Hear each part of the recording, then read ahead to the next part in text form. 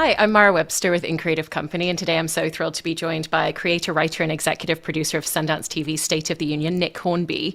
And I wanted to start by asking a little bit about what some of the takeaways were from writing the first season of this show. You had a very clear idea at the beginning that the conversation would be more interesting by having the conversation before they go into the office because they're not deflated, they haven't said everything to each other. And so there's a lot of great ideas that you already had about how to shape and how to form it structurally before you even went into the first season. But what were some of the important takeaways from that journey and that process that you really wanted to pull into the second season of this show?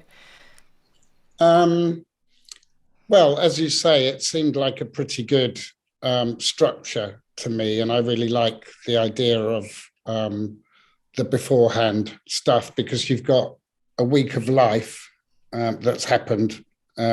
Plus the sort of mess of what are we going to talk about, and then that always gets sidetracked into other things, and then I guess that becomes a form of therapy. I think what I wanted to do with the second series, I knew that I didn't want to write about the same characters, and I didn't want to write about the same age because relationships change as we get older. And so for the show to have a lease of life, I think it's important that as much human experience is incorporated into it as possible. And I went for the age that these characters are. I mean, it's kind of around my own age, but things are more serious then. I mean, if you're going to think about separating, then it's a huge deal. Whereas we all know lots of people who separate in their 20s and 30s, and it's painful, but that there will be other relationships and things will shuffle around. So it was the gravity of what I wanted to go for this time, I think. Mm-hmm. And I love that you established very early on that this is a couple that they're kind of going through the possibility of separating, but it's not because some monumental shift or change happened. It's just that they've ended up in a place where they're not on the same page anymore. And it's very much coming from her perspective. And within those first few minutes, she said the words, "I think I might want a divorce," but she also says, "I love you." And he says it back to her. And was it important to you to really establish that early on, that this isn't about one thing that happened? It's just over time, they've landed in a completely different space, and now she wants to explore what that might look like separately, but still to have a partnership together. Absolutely. I think it's sort of the most profound thing to deal with about marriages, that hopefully when you start off you're in the same place, but if you plot a course over many years, then you only have to be slightly off after a couple of years for that to become something vast by the time you've been married for 3-4 decades. Yeah. And with the writing of these characters, and with the fact that this is a couple that have been together significantly longer than the couple that you're writing in the first season, is there a challenge in finding a way to explore the history of their relationship, to give the audience the details without being didactic? When they talk about his infidelity, that happened over 20 years ago in their relationship. So they've had every type of conversation. So you have to think very specifically about the language and how you're going to tell the audience that piece of information.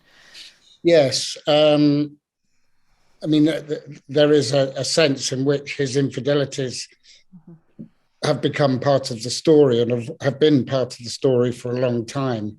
But of course, being part of the story doesn't necessarily mean they're forgiven or forgotten, or that you can wipe the slate clean after them. Similarly with her politics, really, that was one of the things that I set out to write about, is how you bridge those particular gaps in a marriage, because it is becoming complicated and things are moving very quickly. So, I think you have to start with the sense of knowing who they are and what the relationship was, because you can't really just invent things halfway through that don't feel bedded in.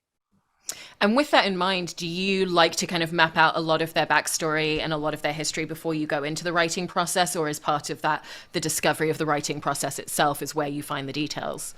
Well, it's somewhere in between, I think, more or less with everything I do, which is I know that if I start it straight away, it's going to go wrong. if I don't know who the people are.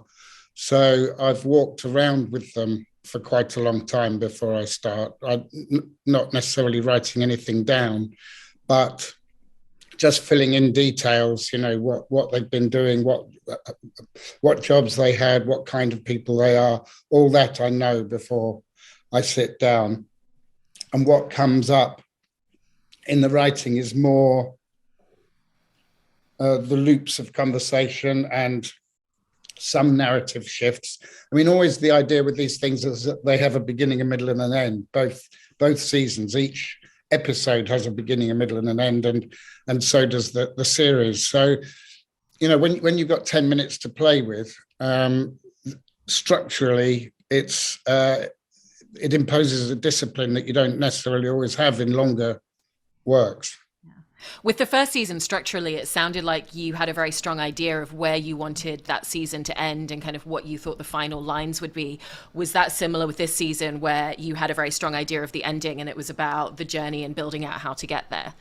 Yes. I knew that I wanted it to end in a different way from the first season. And I think you can't always rely on marital therapy to get you out of an inevitable conclusion.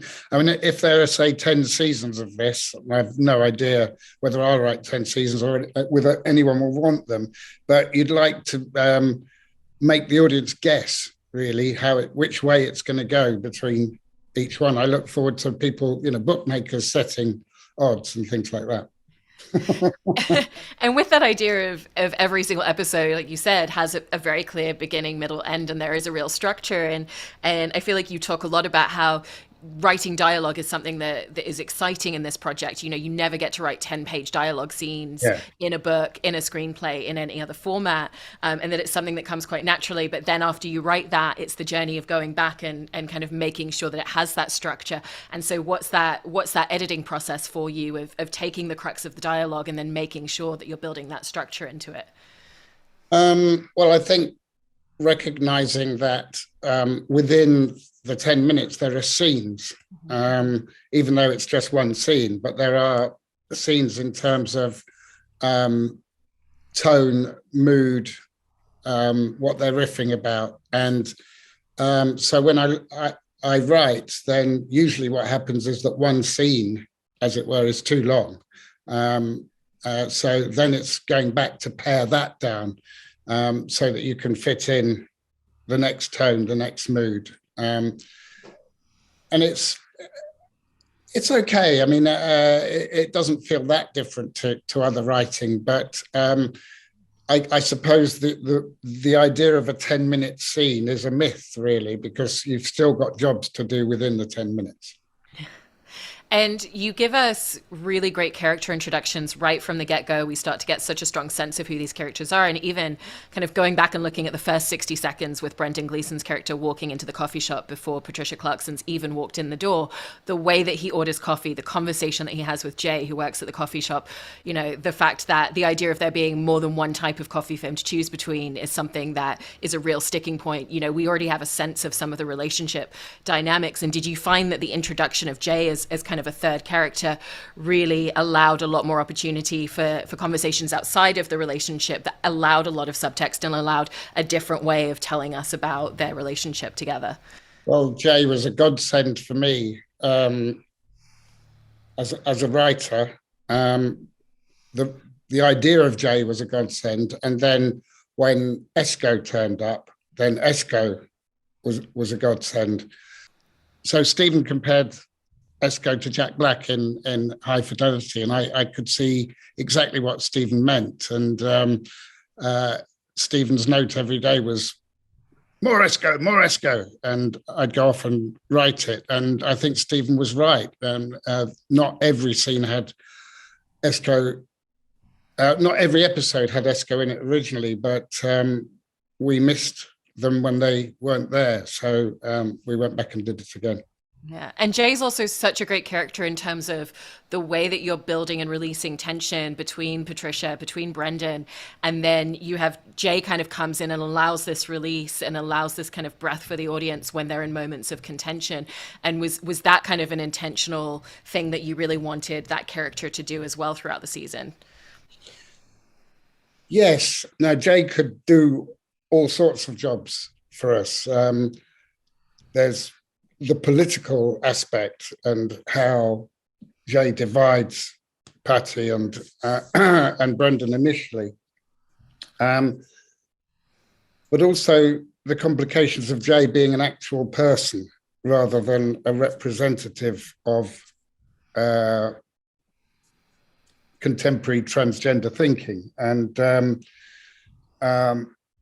there's no doubt that Patty gets it wrong sometimes by thinking about everyone as a group, and her husband is very quick to pick up on that and to try and individuate in a way that hopefully is more interesting than that character first appeared.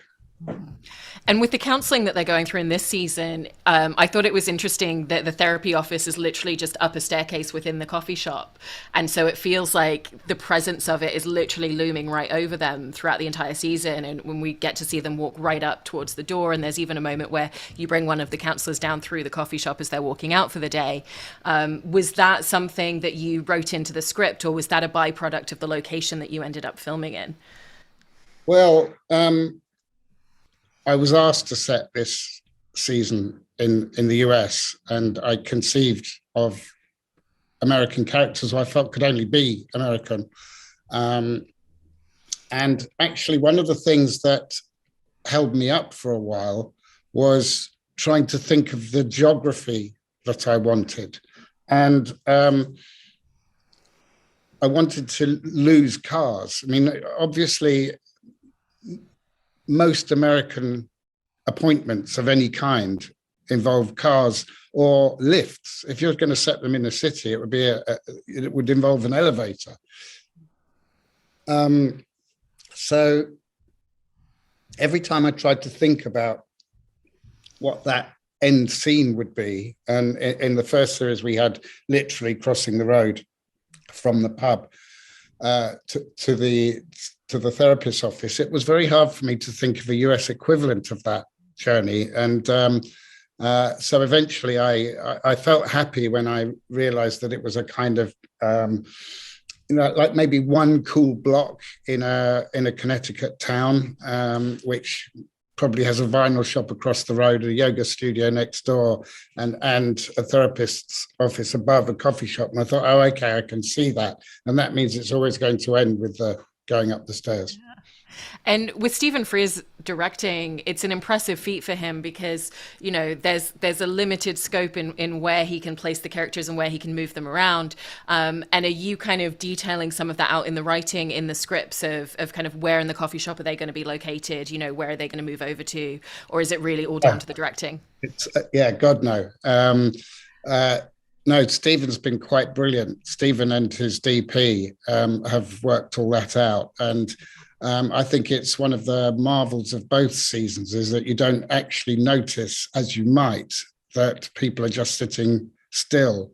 And when I think a few times people have asked me if I'd be interested in it being a stage play. And I think I'm not sure how that works, because then it really is completely static unless you do something in between each of the 10 episodes, you know, shift a table or something, which I suppose is possible. But that sense of dynamic movement of the camera, but not ever drawing attention to itself, that's those two working it out. And I think both seasons end with them sitting on a sofa rather than at a table. And I mean, we did have that thing in the first season that there was a big shock for Chris O'Dowd's character when he walks in and someone's sitting at his pub table, and he's quite confused by it.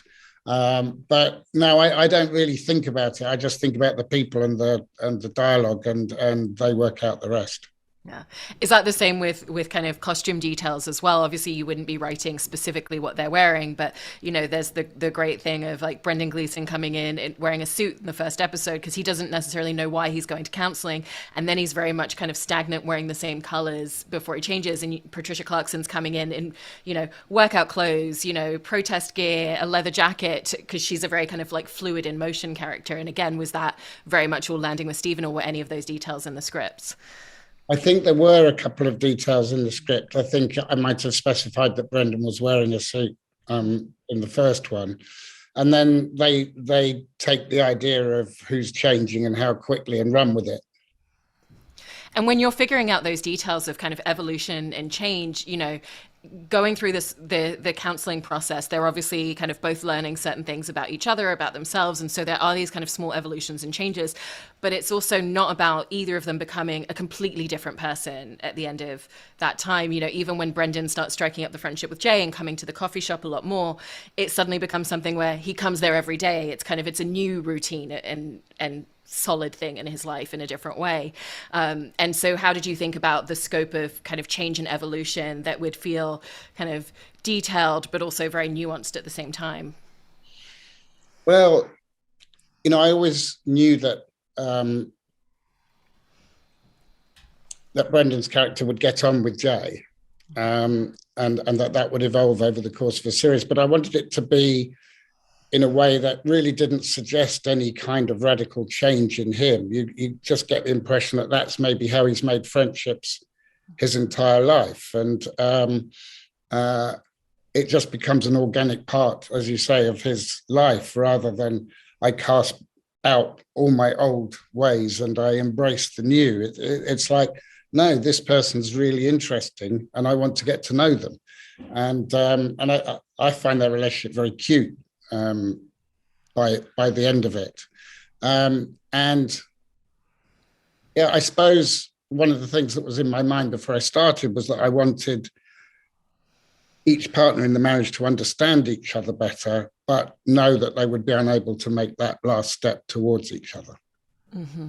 And when we're watching the discourse between the two of them, and when there are kind of moments of contention that they have with one another, it's interesting because they're in a very public setting. So obviously they can't raise their voices too much. And at the same time, it never feels like the way that they're having this dialogue is that different from the way that they would be having it at home. The fact, and some of that's the performance and the delivery. Patricia Clarkson having a very kind of soft spoken but angry tone of voice that she can achieve, but it also feels like it's very much in the writing of the dialogue and the things that they're saying to each other informing the way that they're then performing it. Did you really want it to be a reflection of this is also who they would be at home with one another in that regard? Yes. I knew that they wouldn't rant and rave necessarily, but that they were both forceful people who wouldn't necessarily give the other an inch. But it comes from really more from the mind, I guess, than feelings having got the better of them. And when they're having the conversation about what was the turning moment for Ellen, what was the moment that she realized that she didn't want to be married to him anymore? And, it's an interesting conversation because she's like, it's the time that you didn't want to go see the movie The Wife with me. And he's like, oh, I could catch up. And she's saying, no, you can't. And obviously, again, there's so much great subtext just in those few lines between them. What was kind of the precipice for you deciding that that was going to be the moment for her? Because obviously it's not about him not coming to see the movie. It's that was the final point in a whole series of events. Well, I can remember writing that scene and writing down the question, was there a moment for you?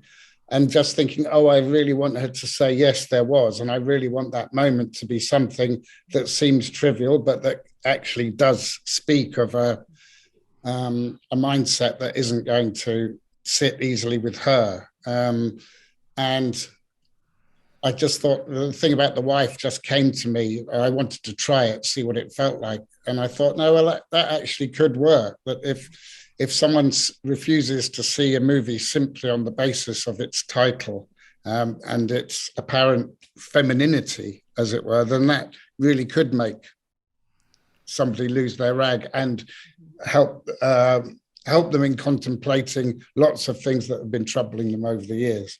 Yeah. There's also some great comedy that comes out of the conversations from the fact that they do have that history and they can say certain things to each other that maybe they wouldn't say to anyone else. Like I love the moment when Scott says that their 2-year-old grandchild is a really boring person, and obviously he wouldn't be able to say that to anyone else.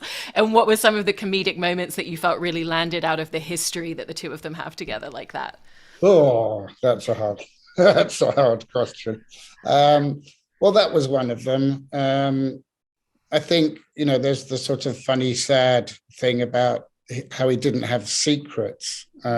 He just had facts that hadn't been disclosed, and her seeing that. Well, they're talking about his infidelities.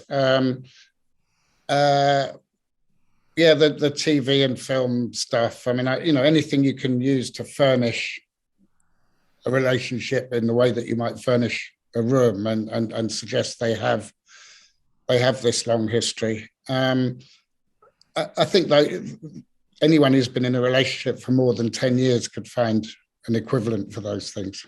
The shorthand and the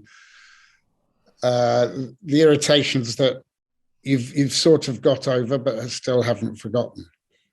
Was it easy to kind of find what their dialogue and what their shorthand was going to be with one another, because there is just that intrinsic familiarity in every single thing that they say to one another?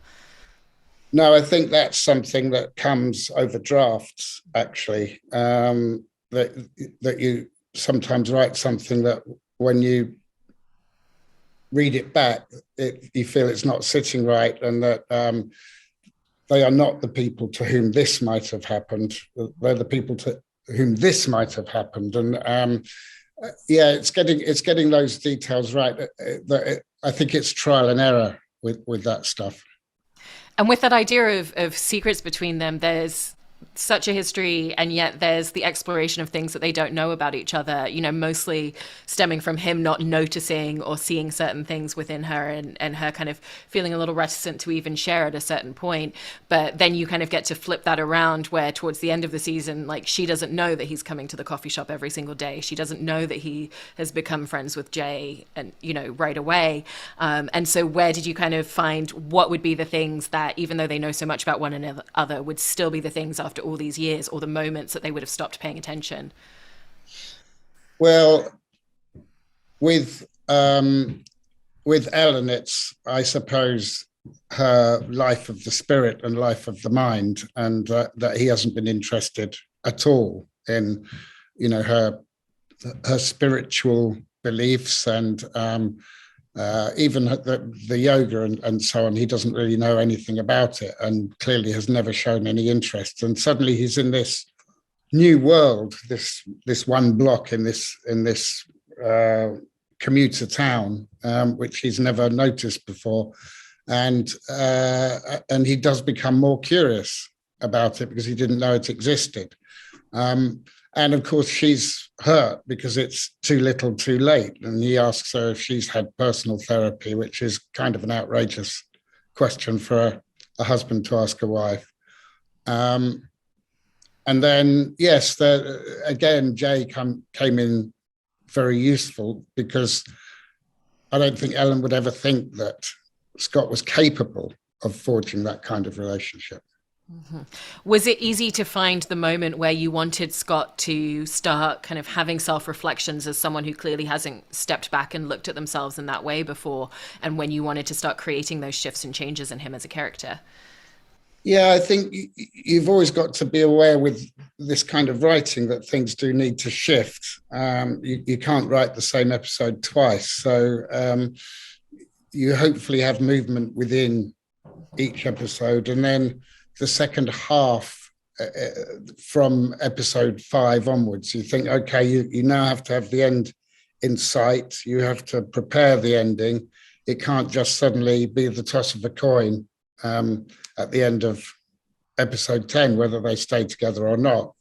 But I wanted to make that journey more agonizing and interesting for both of them by Scott, yes, becoming a little bit more alive to himself. And the counseling that they're going to, we learn very early on that it's a couple that's counseling them. So there's a pair of people, and there's a moment where one of the counselors actually comes through the coffee shop, and they stop and they have a whole dialogue, which gives us a totally different window into the dynamic and what might potentially be happening in the room. What was the precipice for wanting to bring a small element of the room down into the coffee shop in this season? Um, well, I think I wanted to show that clearly the counselling was almost an irrelevance to them, that it wouldn't be the sort of thing that could help Scott at all.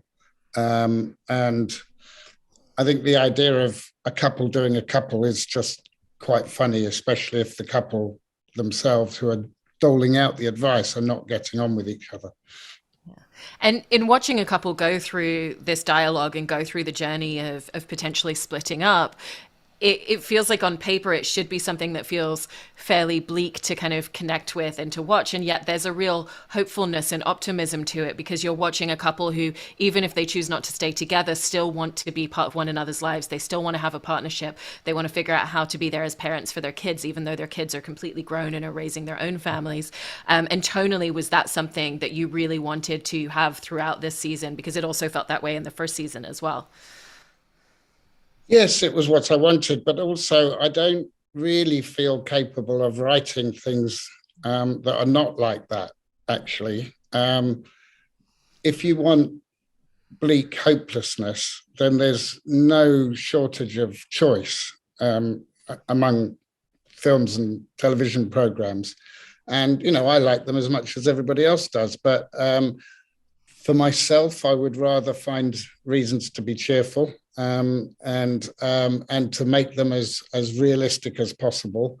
And sometimes I even feel like I have some kind of duty to provide rays of light. I mean, there haven't been many rays of light for any of us the last 2 or 3 years. So who needs to be told that life is miserable and short? And once Patricia Clarkson and Brendan Gleeson were cast on this season, do you like to kind of go back and revisit the scripts once you have a cast and kind of think about their strengths as performers, or even as you're shooting the season, look at some of the tweaks and changes once you see them inhabit the characters?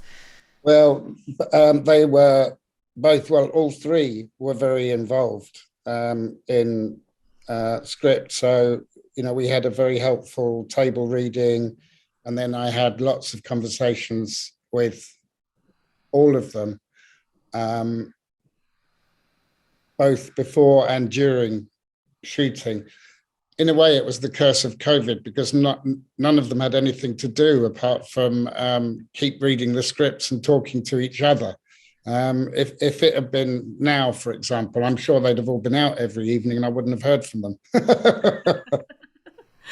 And then in terms of your overall writing process, I actually wanted to ask you about the discovery for you, and that jigsaw puzzles are a really key part of your process, because I love the way that you've described how having something to focus on to break up writing, but something that keeps you in the zone, is a really beneficial thing.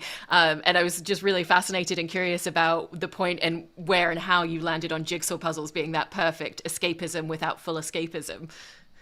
Well, I started doing jigsaw puzzles on holiday with a group of friends. We're doing it, every summer, and noticing that I particularly enjoyed getting lost in it for half an hour or so.